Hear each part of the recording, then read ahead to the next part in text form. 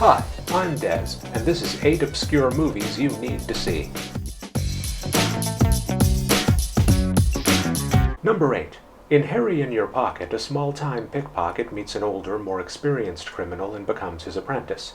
There are double crosses and the usual sort of thing that happens in this sort of film, but the story here is more focused on relationships and the world in which these characters exist and the methods they use to separate people from their wallets, as the older pickpocket, played by James Coburn, instructs the younger man in all the tricks of the trade.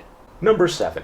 James Coburn is also in our next movie, along with James Brolin, Anthony Quinn, and the former Bionic Woman, Lindsay Wagner. The movie is High Risk, the story of a group of friends who, fed up with their working-class life, decide to head south of the border to rob a drug lord.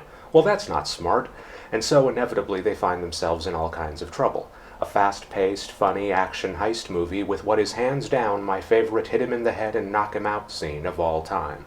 Number 6. How does one talk about Never Look Away without spoilers? Okay, so there's an artist who's not very good, but he gets better, and then he gets pretty great. There's a woman, and the artist and the woman fall in love, and the woman has a father who's a Nazi who isn't happy about his genetic line being ruined by a man like the artist. There are connections between these characters, and I'm not going to say anything more about it, but trust me, this is a great film, by the director of The Lives of Others. Number 5. I think we can all agree that weekend team-building retreats are fucking awful. In Severance, the team-building retreat is even worse because the company these people work for has decided to downsize, meaning these employees will not be returning from the retreat. Huge laughs and brutal violence, and I suppose having to work together to avoid being killed by the company you work for kinda sorta counts as team-building. Number 4. In Kiss of the Damned, a man goes to a video store to rent a movie and meets a woman who turns out to be a vampire. You young people won't remember video stores and renting movies and meeting vampires, but before streaming, that's what we all did. Anyway, soon they're hooking up and dealing with all the issues that humans dating vampires have to deal with. And then the vampire woman's vampire sister shows up and ruins everything.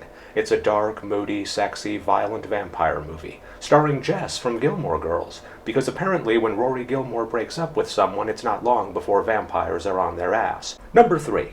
Way back at the beginning of her career, Jamie Lee Curtis went to Australia to make a movie with Stacy Keach. That movie was Road Games, and it's one heck of a good film. Jamie Lee Curtis plays a hitchhiker who accepts a ride from a truck driver while somewhere in the vast Australian outback, somewhere close by, a serial killer is carving up hitchhikers. Directed by Richard Franklin, who directed the underrated Psycho 2, Road Games is a tight, tense thriller that really delivers. Number 2. Surveillance. Oh man, this movie. Directed by Jennifer Lynch, executive produced by David Lynch, this is one brutal and messed up film. Bill Pullman and Julia Ormond are investigating a crime involving some cops and some criminals that happened during a traffic stop. Multiple witnesses with multiple versions of events do the Rashomon thing, and, well, I don't want to spoil it. Jennifer Lynch has directed episodes of various TV shows, and they're usually the best episodes of those shows in terms of building tension and suspense. She's terrific. And if crazy violence and dark humor are your sort of thing, then this movie should be right up your alley. Number 1. The Girl on the Bridge is one of my all-time favorite films. Dig the premise. A girl on a bridge is about to commit suicide when she meets a man who works in the circus as a knife thrower. He's having the sort of bad luck you really don't want to see in your knife throwers, so they're kind of perfect for each other. She wants to die, and he needs someone to throw knives at. No, seriously. I know it sounds like I made that up and it can't actually be a real movie, but it is, and it's great. It's about luck, good luck, bad luck, and it's a love story. If you can find this movie, it's really worth your time, trust me. And that's it for this video. As always, if you liked it, remember to click like, and if you didn't like it, click like ironically, and I'll see you in the next one.